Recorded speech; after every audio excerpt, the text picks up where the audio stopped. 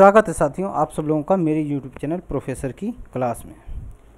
साथियों, एक Indian thinker का important chapter sir Syed Ahmed Khan आज हम करने जा रहे हैं। बहुत इम्पोर्टेंट है, मुस्लिम विचारक हैं और इनके सामाजिक विचार क्या हैं, राजनीतिक विचार क्या हैं, आज हम इसका अध्ययन करेंगे। इससे पहले दोस्तों, आप में से जो लोग भी NET, SET, JRF, PGT, TGT, PA, MA, political science, इन सब चीज़ों की तैयारी कर रहे हैं या किसी कंपटीशन एग्ज़ाम की तैयारी कर रहे हैं तो आपके लिए बहुत इम्पोर्टेंट है ये वीडियो। और अगर आपको लेक्चर पसंद आए तो लाइक कीजिएगा, शेयर कीजिए और सब्सक्राइब कीजिए। बेल आइकन दबाना ना भूलें। दोस्तों, आपको मेरे इस चैनल पे मिलता है free of cost lecture, notes, PYQ, MCQ, तो ये सारी चीज़ें आपको फ्री ऑफ कॉस्ट मिलती हैं। तो आप लोग चैनल को लाइक कीजिए, सब्सक्राइब कीजिए और ज़्यादा से ज़्यादा शेयर कीजिए साथियों, ठीक है। तो दोस्तों, शुरू करते हैं आज का टॉपिक, सर सैयद अहमद ख़ान, है ना, इसको हम करेंगे। सर सैयद अहमद ख़ान 1817 से लेके 1898 तक का इनका टाइम पीरियड है। तो आप देखेंगे 1857 से पहले का भी जो हमारी प्रथम स्वतंत्रता संग्राम था उससे पहले का भी अनुभव है और उसके बाद का भी अनुभव है। तो ये बहुत इम्पोर्टेंट है। और ये जो सर सैयद अहमद ख़ान हैं, ये इनका जन्म दिल्ली में हुआ था। 1817 में कहाँ पे हुआ था? दिल्ली में हुआ था। और ये मुग़ल दरबार से जुड़े हुए एक सम्मानित परिवार में हुआ था इनका, ठीक है ना। मुग़ल दरबार जो था उससे जुड़े हुए एक सम्मानित परिवार में इनका जन्म हुआ था। और इन्होंने बाद में 1837 में, सर सैयद अहमद ख़ान 1837 में ईस्ट इंडिया कंपनी, ठीक है ना, ईस्ट इंडिया कंपनी में ये क्या थे? एक क्लर्क की नौकरी में थे। क्लर्क की इन्होंने जॉब की। तो कुछ ये बेसिक चीज़ें हैं जो आपको बता दूंगा। बाद में इन्होंने नौकरी ये ज़रूर छोड़ दी थी। ये एक समाज सुधारक थे, यथार्थवादी चिंतक थे और आधुनिक व वैज्ञानिक पाश्चात्य शिक्षा को में इनका विश्वास था। अब हिंदू धर्म में तो जो पुनर्जागरण का कार्य आपका राजा राम मोहन राय, स्वामी विवेकानंद, दयानंद सरस्वती इत्यादि लोगों ने किया था, वही काम सर सैयद अहमद ने मुस्लिम समाज में किया था। किस में किया था? उन्होंने मुस्लिम समाज में किया था, क्योंकि मुस्लिम समाज में बहुत सारी कुरीतियाँ थी, बहुत सारी परेशानियाँ थी, दिक्कतें थी, है ना। तो उसको सुधारने का काम सर सैयद अहमद ख़ान ने किया था। 1888 में अंग्रेज़ों ने सर को नाइटहुड की उपाधि दी थी। किसकी दी थी? नाइटहुड की उपाधि थी। एक बड़ी उपाधि थी, ये बड़ा इसका सम्मान था जिसको ये नाइटहुड की उपाधि दी जाती थी। तो इनको नाइटहुड की उपाधि दी गई थी। तो पहला क्वेश्चन यहाँ से बनता है कि अंग्रेज़ों ने नाइटहुड की उपाधि निम्नलिखित में से किसको दी? तो आपको याद रखना है कि वो थे सर सैयद, ठीक है ना। सर सैयद जो अहमद थे उनको नाइटहुड की उपाधि दी गई थी। उसके बाद 19वीं सदी में मुस्लिम धर्म और समाज व्यवस्था में फैली कुरीतियों को दूर करने के लिए इन्होंने 2 आंदोलन चलाए थे। बहुत इम्पोर्टेंट आंदोलन थे ये 2 आंदोलन। एक था बहावी आंदोलन और दूसरा था अलीगढ़ आंदोलन। ये 2 आंदोलन इन्होंने चलाए थे। तो क्वेश्चन आपसे, दूसरा क्वेश्चन यहाँ बनता है कि निम्नलिखित में से किस या किन आंदोलनों का संबंध सर सैयद अहमद से था? तो आपको याद रखना है, एक बहावी आंदोलन था और दूसरा अलीगढ़ आंदोलन था। अब ये आंदोलन क्या थे? सर अहमद बरेवली द्वारा आरंभ किए गए बहावी आंदोलन, हाँ, सर बरेवली द्वारा आरंभ किए गए बहावी आंदोलन का उद्देश्य क्या था? मुस्लिम धर्म के मूल स्वरूप को सुरक्षित रखना व इसे यूरोपियन संस्कृति व संस्कारों से बचाना। अब क्या था कि जो मूल, जैसे ही हमारे भारत में यूरोपियन अंग्रेज़ों का शासन हुआ तो अंग्रेज यूरोपियन कल्चर से हमारा जो था समाज बहुत तेज़ी से प्रभावित हो रहा था, हमारा धर्म प्रभावित हो रहा था, है ना। तो इनका उद्देश्य था कि जो मुस्लिम धर्म के जो का मूल स्वरूप है उसको सुरक्षित रखना, उसको बचा के रखना। क्यों? क्योंकि अंग्रेज़ों से इनका हिंदू और मुस्लिम दोनों धर्म बड़ी तेज़ी से प्रभावित हो रहे थे, वो लोग प्रभावित कर रहे थे। तो उसके मूल स्वरूप को सुरक्षित रखना, बचा के रखना, वो, है ना। तो ये इनका पहला उद्देश्य था बहावी आंदोलन का। तो आपसे तीसरा क्वेश्चन यहाँ से बनता है कि बहावी आंदोलन का उद्देश्य क्या था? तो मुस्लिम धर्म के मूल स्वरूप को सुरक्षित रखना व इसे यूरोपियन संस्कृति व संस्कारों से बचाना। तो ये नंबर 3 क्वेश्चन बनता है। चौथा यहाँ से बनता है, सर अहमद खान द्वारा आरंभ किए गए अलीगढ़ आंदोलन का मुख्य उद्देश्य क्या था? मुस्लिम समाज को पुरातन व अतार्किक धार्मिक रूढ़ियों व परंपराओं से मुक्त कर इस्लाम को पाश्चात्य शिक्षा व विज्ञान से जोड़ना तथा मुस्लिम वर्ग में पाश्चात्य आधुनिक शिक्षा का प्रचार प्रसार करना।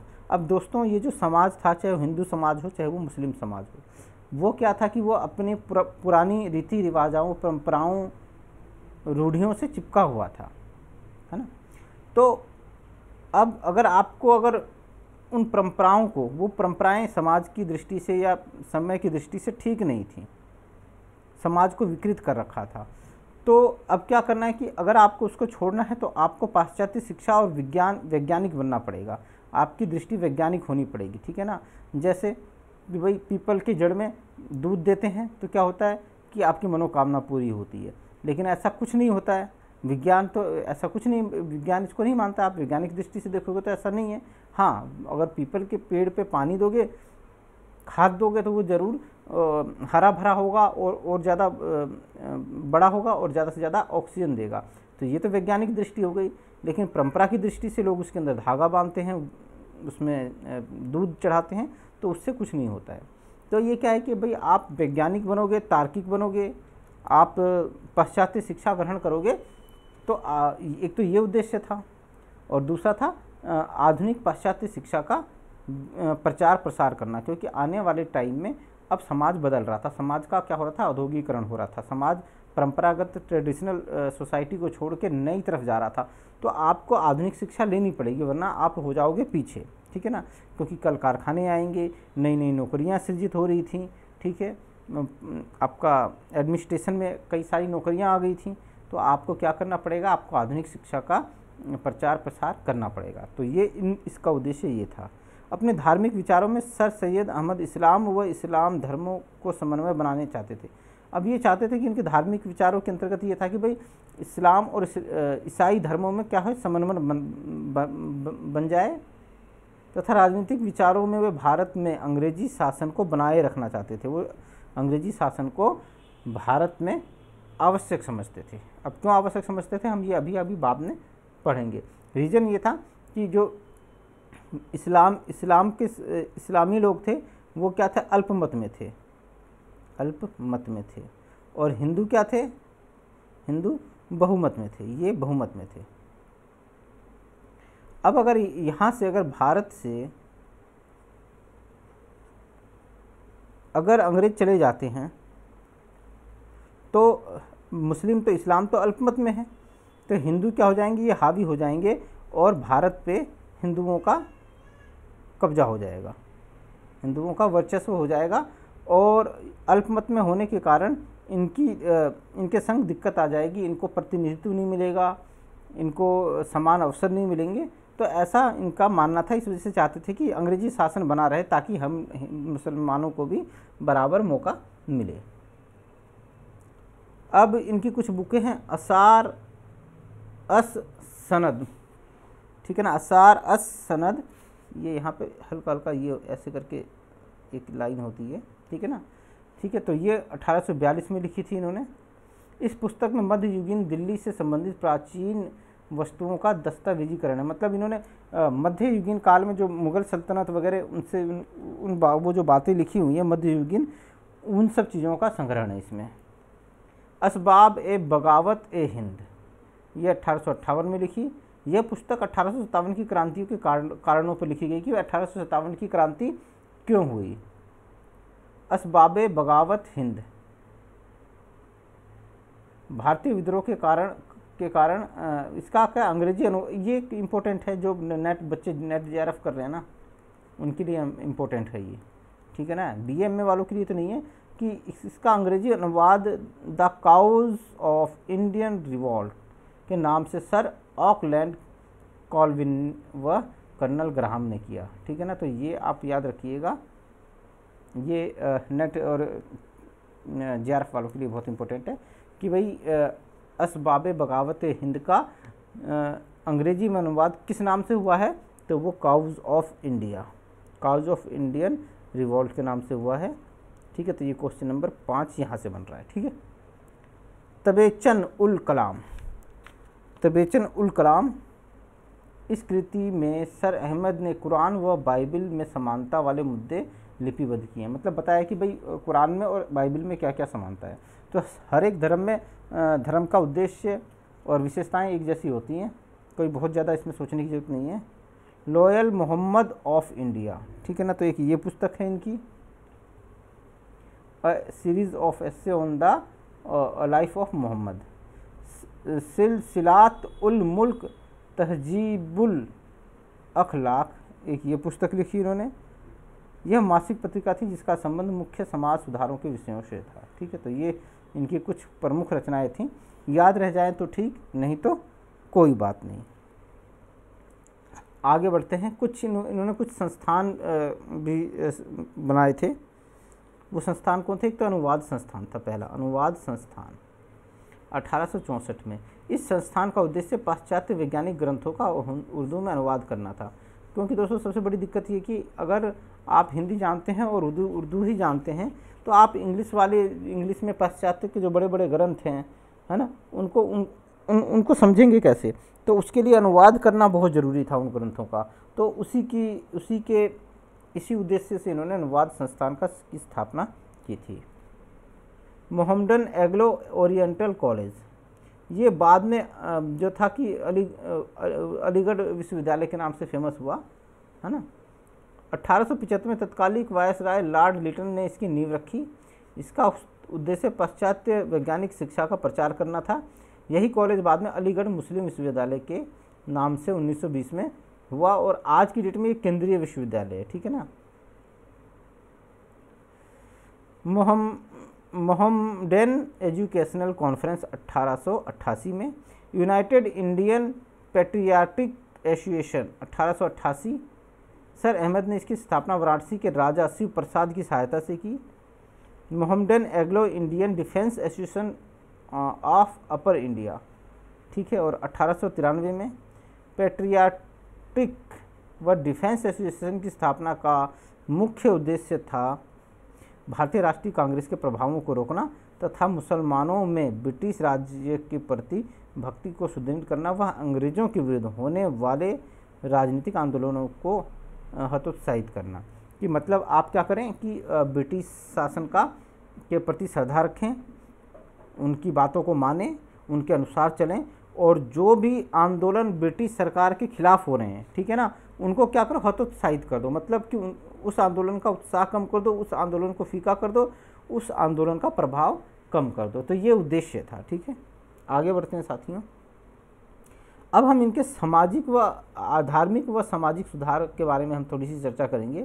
सर सैयद पुराने पंडितवादी व धर्मशास्त्रीय ज्ञान के पुनरुत्थान की बजाय पाश्चात्य आधुनिक, अब कहने का मतलब ये कि भाई देखो कोई भी वो चाहे हिंदू धर्म हो चाहे मुस्लिम धर्म हो, वहाँ पे कुछ ना कुछ लोग होते हैं जो क्या होते हैं, जो बीच में होते हैं और जो कहते हैं कि भाई ईश्वर तक जाने का रास्ता बताते हैं, मुक्ति का रास्ता बताते हैं, आडंबर करते हैं, पूजा पाठ करते हैं, आपका यज्ञ वगैरह करते हैं, ये सारी चीज़ें करते हैं, तो उसका ये विरोध करते हैं, ठीक है ना। उसका क्या करते हैं, पंडित्यवाद कहते हैं इसी को, इसका विरोध करते हैं। धर्म शास्त्रीय ज्ञान इसका भी ये विरोध करते हैं।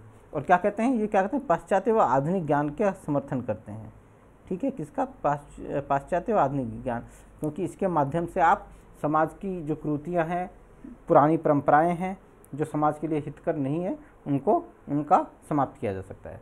वे चाहते थे कि मुस्लिम वर्ग के विकास के लिए मानसिक प्रबुद्धीकरण के लिए पश्चिम के वैज्ञानिक, तार्किक और बुद्धिवादी दर्शन को आधार बनाकर किया जाए। अब भाई अगर आदमी को आपको मानसिक तौर पे बुद्धि मतलब तार्किक बनाना है, बुद्धि वाला बनाना है, ज्ञानी बनाना है, तो आपको क्या करना पड़ेगा, पश्चिम के वैज्ञानिक, तार्किक और बुद्धिवादी दर्शन को आधार बनाया जाए। वे कुरान व हदीस में वर्णित अतार्किक रूढ़ियों के खिलाफ थे, ठीक है ना। हदीस और कुरान में जो अतार्किक बातें लिखी हुई थी, जो कि क्या बोलते हैं, अलौकिक थी, ईश्वर अल्लाह से जुड़ी हुई थी, जो आपका स्वर्ग नर्क है ना, ये लोग नर्क लोक, स्वर्ग लोक, ये वाला लोक, परलोक, अलौकिक बातें, इन सब चीज़ों के वो क्या थे, इनके ये वो खिलाफ थे। उन्होंने पर्दा प्रथा, दास प्रथा का विरोध किया तथा स्त्रियों की आधुनिक शिक्षा का समर्थन किया है। तो जो पर्दा प्रथा चल रही थी, भाई पर्दे में रहना है, आज भी मुस्लिम स्त्रियां पर्दे में रहती हैं, उसका विरोध किया था इन्होंने। दास प्रथा का विरोध किया था और स्त्रियों की शिक्षा के लिए भी समर्थन किया। मुसलमानों को रूढ़िवादिता से मुक्त कराने के लिए उन्होंने अलीगढ़ को केंद्र बनाकर पुनर्जागरण आंदोलन आरंभ किया।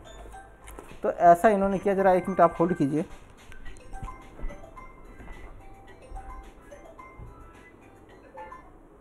हेलो, हाँ अभी कॉल करते हैं, लेक्चर ले रहे हैं, ठीक है।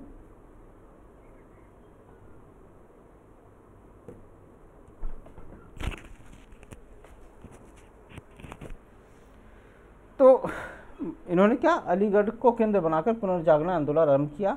समाज सुधारने के लिए आवश्यक वातावरण बनाने तथा उत्साह जागृत करने के लिए उन्होंने मोहम्मडन एजुकेशनल कॉन्फ्रेंस, मुस्लिम शिक्षा सम्मेलन, मोहम्मडन एग्लो ओरिएंटल कॉलेज अलीगढ़ की स्थापना की और मासिक पत्रिका तहजीबुल अखलाक आरंभ किया। तो ये कुछ फैक्ट्स थे जो मैंने आप लोगों को बताए, है ना। याद रह जाए तो ठीक, वैसे यहाँ से क्वेश्चन आता नहीं है। अब इनके राजनीतिक विचार बहुत इंपॉर्टेंट है ना। राजनीतिक, आप राजनीति के स्टूडेंट्स हैं तो राजनीतिक विचार के बारे में अध्ययन करना आपके लिए बहुत आवश्यक है कि भाई इनके विचार क्या थे। तो लोकतांत्रिक व प्रतिनिधित्व शासन में लोकतांत्रिक व प्रतिनिधित्वपूर्ण शासन में अविश्वास था। सर सैयद अहमद लोकप्रिय शासन में विश्वास नहीं करते थे। मतलब लोकतांत्रिक शासन जो होता है, लोकतांत्रिक शासन लोकप्रिय शासन होता है। लोकतांत्रिक शासन क्या होता है, लोकप्रिय होता है,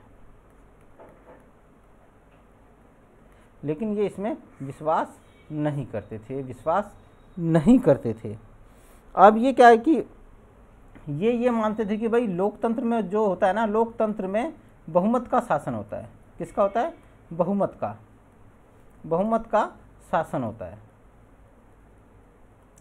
और भारत में हिंदू बहुमत में है और मुस्लिम क्या है, अल्पमत में है। तो इससे क्या होगा कि आपको जो मुस्लिमों को शासन में भाग मिलेगा ही नहीं, है ना। शासन में भाग मिलेगा ही नहीं। और क्या होगा कि ये बहुमत जो है ना, ये अल्पमत पे हावी हो जाएगा, है ना। ये क्या हो जाएगा, हावी हो जाएगा किस पे, अल्पमत पे। और अल्पमत पे कौन है, वो मुस्लिम है। तो इस वजह से ये क्या करते हैं कि इसी वजह से ये लोकतांत्रिक और प्रतिनिधित्वपूर्ण शासन में अविश्वास व्यक्त करते हैं। क्यों, क्योंकि अगर ऐसा इस शासन प्रणाली के अंतर्गत मुस्लिमों को प्रतिनिधित्व मिलेगा ही नहीं, है ना। और बहुमत में जो हिंदू हैं वो मुसलमानों पे हावी हो जाएंगे। तो इस वजह से इन्होंने क्या किया कि इन्होंने गणतंत्रीय शासन प्रणाली का इन्होंने विरोध किया। तो पहला ये हो गया, लोकतंत्र पर प्रतिनिधित्व शासन में अविश्वास व्यक्त किया, पहला विचार। उसके बाद दूसरा विचार, संसदीय शासन की स्थापना का इन्होंने विरोध किया साथियों, ठीक है ना। संसदीय शासन की स्थापना, सरकार की स्थापना का विरोध किया। इन्होंने लिखा कि हम एक निरंकुश सरकार और संसदीय सरकार में इसके अतिरिक्त कोई अंतर नहीं देखते। संसदीय सरकार में, अब ये कहते हैं कि संसदीय सरकार में सिर्फ बक बक झकझक होती है, बक बक झकझक, तो वो तो आज भी होती है दोस्तों। आप देखते होंगे क्या हालत होता है।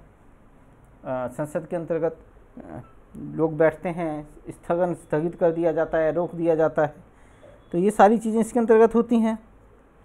और जो एक तो ये काम होता है इसके अंतर्गत, दूसरा काम क्या होता है, जो सरकार जिसकी होती है वो अपने हिसाब से क्या करता है, अपने हिसाब से शासन चलाता है ना। तो यही चीज़ तो होती है। तो इस वजह से क्या होगा कि जब ये कहते हैं कि जैसे ही संसदीय शासन आएगा, तो संसदीय शासन में जिसका बहुमत होगा वो क्या करेगा, वो तानाशाह हो जाएगा। अब क्या बोलते हैं, बहुमत में कौन है, हिंदू हैं, है ना, हिंदू। तो ये क्या हो जाएंगे, तानाशाह हो जाएंगे। और किस पे तानाशाही दिखाएंगे, मुस्लिमों पे। तो इस वजह से ये क्या करते हैं, ये विरोध करते हैं, विरोध करते हैं संसदीय शासन प्रणाली का। तो इन्होंने क्या कि इसमें क्या होगा कि संसदीय प्रणाली के अंतर्गत बहुमत का अत्याचार बनेगा, ठीक है ना, बहुमत का अत्याचार, ऐसा इन्होंने कहा। तो इस वजह से इन्होंने संसदीय सरकार की स्थापना का विरोध किया था। तीसरा है भारतीय राष्ट्रीय कांग्रेस का विरोध। अब ये कहते हैं कि ये राष्ट्रीय कांग्रेस की विरोधी थी। इन्होंने कहा कि भाई कांग्रेस बंगाली हिंदुओं द्वारा मुसलमानों को कुचलने का प्रयास है, ठीक है ना। ये क्या कहते हैं कि बंगाली हिंदुओं द्वारा मुसलमानों का कुचलने का प्रयास है। अब वो कहते हैं कि कांग्रेस संपूर्ण जनता के नाम पर देश का शासन चलाती है। क्या, संपूर्ण जनता के नाम पर शासन चलाती है। किसको कहा इन्होंने, कांग्रेस को कहा, है ना। और जब ये कांग्रेस संपूर्ण जनता के नाम पे शासन चलाती है, तो कहीं ना कहीं ये मुस्लिमों को अधिक दीनहीन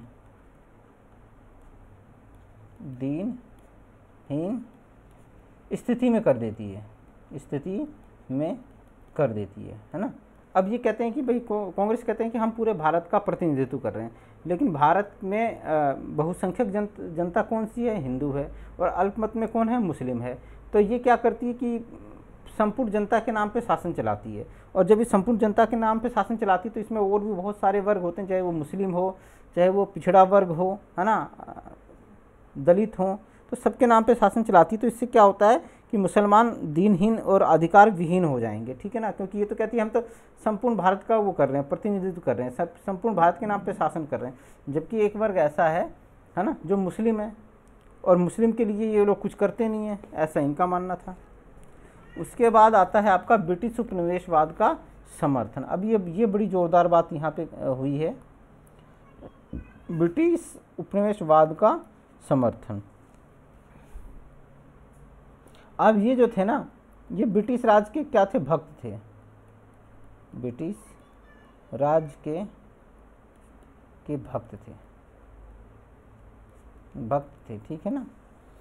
और इनका कहना था कि हम इस बात की चिंता करनी चाहिए कि महारानी विक्टोरिया की आज्ञाकारी, निष्ठावान व सम्मानित प्रजा की भांति रह सकें। अभी कहते थे कि हमें ऐसे रहना है ना कि भाई जो महारानी विक्टोरिया है ना,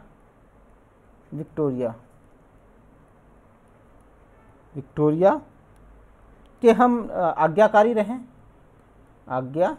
महारानी विक्टोरिया के आज्ञाकारी रहें, निष्ठावान रहें, और क्या रहें, और सम्मानित प्रजा की तरह रहें, प्रजा की तरह। तो ले दे के मतलब हमें क्या करना है, हमें ब्रिटिश उपनिवेशवाद का समर्थन करना है, हमें उस तरह से अपना व्यवहार करना है जिस तरह से ब्रिटिश नागरिक अपने ब्रिटिश शासन के लिए या महारानी विक्टोरिया के लिए जो व्यवहार करते हैं हमें वैसा व्यवहार करना है। तो ये बात इन्होंने कही। उसके बाद लोक सेवाओं में मनोनयन पद्धति। अब ये ऐसा इसलिए कि मनोनयन का मतलब होता है कि आप कुछ मुस्लिमों को भी क्या दो, आप प्रशासन में हिस्सा दो, है ना, ऊंचे ऊंचे पद जो हो गए, ये सारी चीज़ हो गई, उसमें कुछ मुसलमानों को भी हिस्सा दो। क्योंकि अगर प्रतियोगिता होगी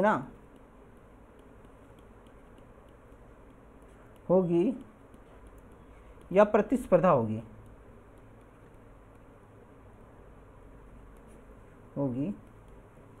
तो हिंदू तो बहुसंख्यक हैं,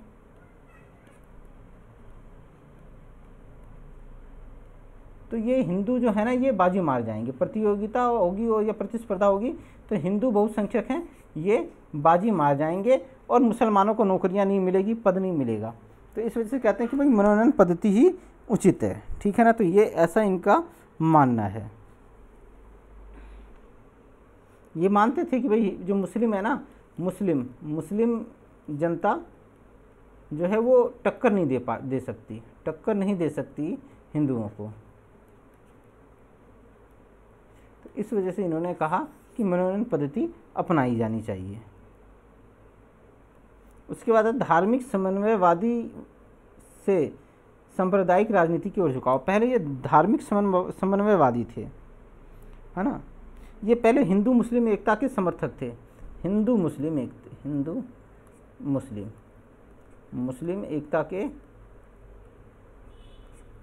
एकता के समर्थक थे।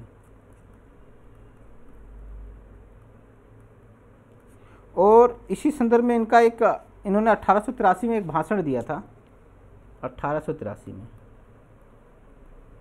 और क्या कहते हैं इस भाषण के अंदर, हमारा देश एक नवविवाहित वधू के समान है। हमारा देश क्या है, एक नव विवाहित वधु, ऐसी मतलब जो नई शादी होके आती है ना, तो वैसी उस दुल्हन के समान है। और इस दुल्हन की, है ना, इस दुल्हन की दो आंखें हैं। कौन कौन सी? एक हिंदू है और एक मुस्लिम है ना। तो है दोनों, ये एक मनमोहक दो आंखें हैं, एक हिंदू है और एक कौन सी है, मुस्लिम है। तो हमारा देश जो है एक नवविवाहित वधू के समान है जिसकी दो सुंदर आंखें हैं, एक हिंदू है और एक मुस्लिम है। अगर ये दोनों आंखें सही से रहेंगी ना तो क्या होगा, ये वधू सुंदर लगेगी, ये दुल्हन खूबसूरत लगेगी। लेकिन अगर इनमें से एक आंख खराब हो जाए, कोई सी भी एक आंख खराब हो जाए, तो क्या हो जाएगी, ये वधू कैसी लगेगी, भोड़ी लगेगी, मतलब गंदी लगेगी। इन्होंने भोड़ी शब्द का यूज़ किया था, तो ये कैसी लगेगी, ये भद्दी लगेगी। भोड़ी का मतलब भद्दी, कि भद्दी लगेगी, सुंदर नहीं लगेगी। लेकिन अगर ये दोनों आंखें अगर सही हैं तो वो क्या हो कि वधू बहुत खूबसूरत लगेगी। तो ऐसा इन्होंने 1883 के भाषण में इन्होंने कहा कि हिंदू मुस्लिम एकता का समर्थन किया। लेकिन 1885 में इनके विचारों में परिवर्तन आ गया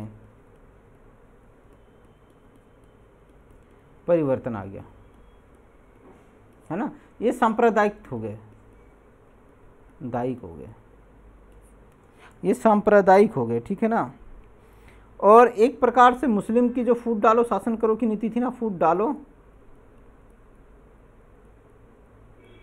करो, इसके क्या हो गए, मोहरा बन गए। कौन? सर सैयद अहमद खान, ठीक है ना। तो और उसके बाद ये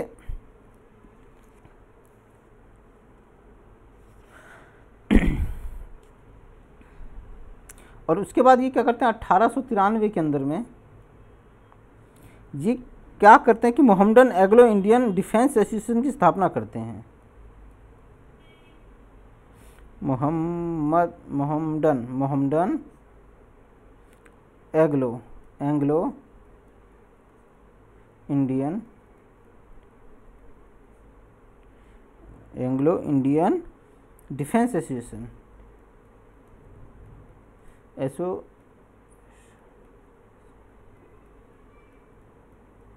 इसकी स्थापना कर देते हैं, है ना। तो यहीं से फिर ये जो होता है ये सांप्रदायिक उसके लिए हो जाते हैं। और ये एक और बड़ी ज़ोरदार बात कहते हैं कि अगर अंग्रेज भारत छोड़ के चले जाएंगे ना,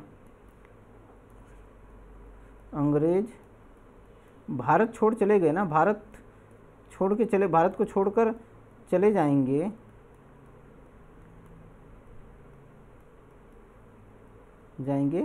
तो हिंदू जो है ना एक दिन भी शांति से नहीं रहने देंगे, एक दिन भी मुसलमानों को शांति से नहीं रहने देंगे।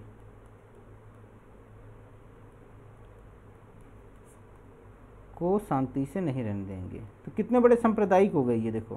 पहले क्या करते थे, एक मुस्लिम हिंदू मुस्लिम एकता की बात कर रहे थे और अब ये ऐसे वाक्य कह रहे हैं। तो इनके पहले विचार 1883 में जो थे इनके हिंदू मुस्लिम एकता से संबंधित विचार थे और बाद में फिर क्या हो गए, ये सांप्रदायिक हो गए। उसके बाद आता है ये लोकतंत्र की बजाय अभिजात तंत्र का समर्थन करते हैं, है ना। लोकतंत्र का तो विरोध करते हैं, ये अभिजात तंत्र का ये समर्थन करते हैं। अब इसका कारण ये था कि ये भाई लोकतंत्र में तो बहुसंख्यकों का शासन होगा, किसमें होगा, बहुसंख्यकों का, है ना। तो लेकिन उससे छुटकारा पाने का तरीका क्या है, अभिजात तंत्र, मतलब कुछ इन्हें गिने लोगों का शासन होना चाहिए, ठीक है। तो ये इनका विचार था, इनके राजनीतिक विचार थे जो इन्होंने अपने काल के दौरान इन्होंने रखे और अपनी पुस्तकों में इनको पिरोया। तो ये सारी चीज़ें थी, बहुत ज़्यादा कुछ नहीं होता है इनको। एक प्रारंभिक हम मान सकते हैं कि मतलब ये ऐसे विचारक थे जिन्होंने कहीं ना कहीं सांप्रदायिकता का बीजारोपण किया, सांप्रदायिकता का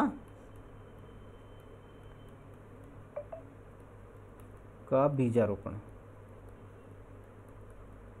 मतलब ऐसे बीज डाले इन्होंने, ठीक है ना। तो ये इनके बारे में है। इसके बाद तो फिर चाहे आपका मोहम्मद इकबाल हो गया, मोहम्मद अली जिन्ना हो गया, ये सब ने द्विराष्ट्र का सिद्धांत दिया, लेकिन पहले बीज यहीं पे आपको देखने को मिल जाते हैं इनके विचारों में। तो ये था आपका सर सैयद अहमद खान के विचार जो मैंने आप लोगों के सामने रखे और ये भी बताया कि कहाँ से कौन कौन से प्रश्न आपके बन सकते हैं। और अगर आप लोगों को ये वीडियो अच्छा लगा हो, है ना, तो ज़्यादा से ज़्यादा लाइक कीजिए, शेयर कीजिए और सब्सक्राइब कीजिए और भी अपने ज़्यादा से ज़्यादा दोस्तों तक पहुंचाइए, ठीक है ना, क्योंकि यहाँ पे मेरे सब्सक्राइबर बहुत कम हैं, है ना। और ज़्यादा से ज़्यादा सब्सक्राइबर होंगे तो मुझे लाइव आने का मौका मिलेगा और मैं और ज़्यादा फिर अच्छी अच्छी क्लासें और ज़्यादा लेक्चर्स आपके लिए लेके आऊँगा। लेकिन उसके लिए ज़रूरी है कि आप लोग भी पूरा का पूरा सपोर्ट कीजिए। आप लोग लाइक नहीं करते हैं, शेयर नहीं करते हैं, कमेंट तो खैर बहुत दूर की बात है। तो चलिए अभी के लिए इतना ही, फिर मिलेंगे एक नए वीडियो के साथ। जय हिंद।